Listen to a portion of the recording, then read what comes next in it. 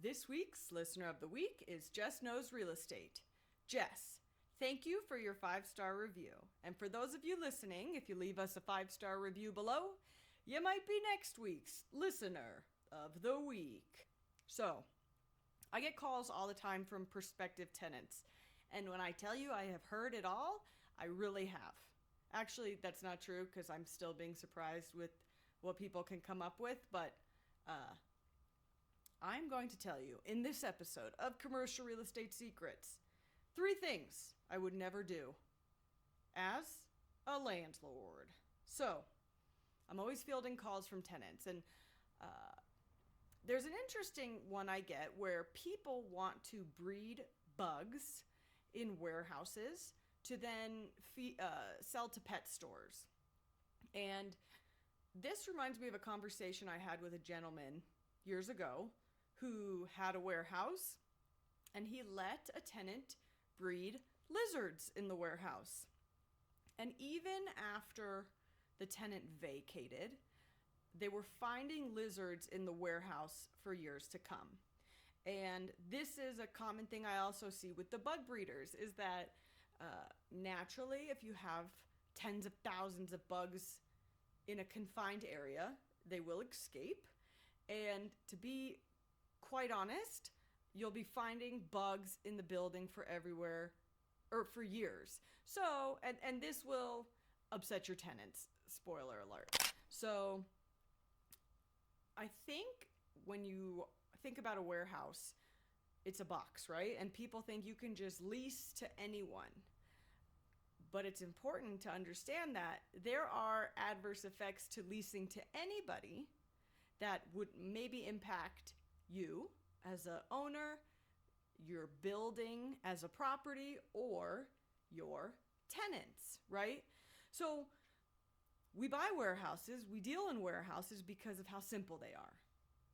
But you have to be thoughtful of who you put in there. So I talk about this sometimes, how there's like a hierarchy of tenants, right? Top of the food chain when it comes to warehousing are like environmental remediation, that's a big one. Any type of clean e-commerce that does well. These are tenants that when they come to your door, you want. Construction, the trades, these are your A-class tenants. Then you start getting into some less desirable tenants. For example, a big one is the granite industry. It's really well known, if you've ever had a granite tenant before, that if they're cutting granite in the unit, they will completely destroy the unit. I know when I walk into into a unit, if it has had a granite supplier in the past, in the first 2 seconds.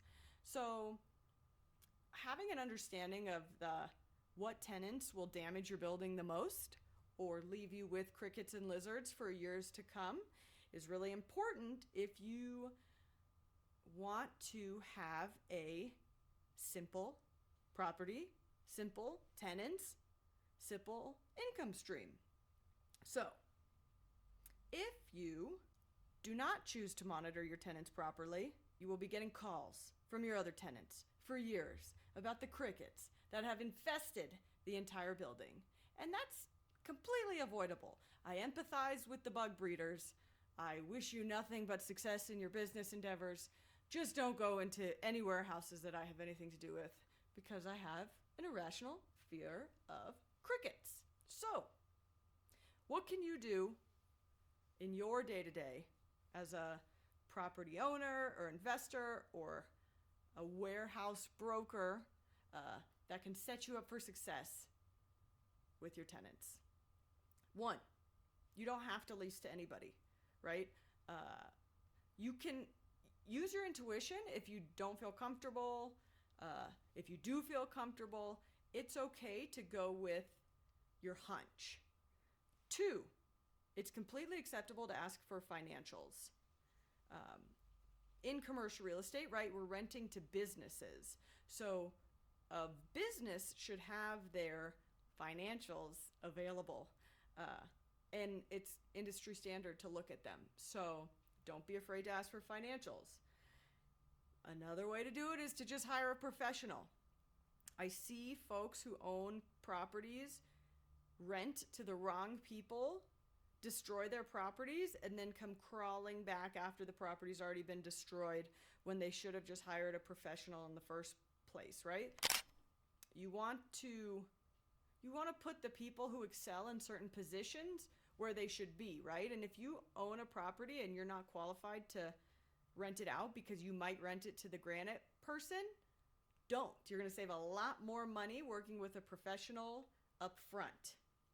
And then another big one to avoid headaches as a landlord is to go to the tenant space prior to signing the lease. So say you meet them, hey, I like you. Can I stop by your current shop? Stopping by, and you know, first off, their reaction will tell you everything you need to know, right? If they don't want you to come by, that's kind of weird. But generally, they do want you to come by. And then you show up, and if it's a mess, right? Or if they're not even doing what they said they're doing, right? There's so many ways to pre-qualify your tenants before they are ruining your building, units, all that good stuff. Another really good example of this is like some tenants will have to paint and stain furniture or sets, right? We've got tenants who build festival stages or tenants who build movie sets. Well, sometimes if that tenant is painting or staining the product, it can really, really hinder your other tenants because the smells of the chemicals will come through and drama will ensue. So it's really important to understand these key factors that stand out about individual uses of tenants before putting them in the property. And that's probably why, if I'm blowing your mind with all this information, you should probably just hire a professional to lease your building, at least in the very beginning. What questions do you have for me? DM me on Instagram at Aviva Real Estate. If you want to get started in commercial real estate, head down to my notes, my show notes for my free guide, How to Get Started in Commercial Real Estate. We'll see you next week. Ready to shatter your glass ceiling while creating legacy and financial freedom? Head to my show notes for our free guide, How to Get Started in Commercial Real Estate.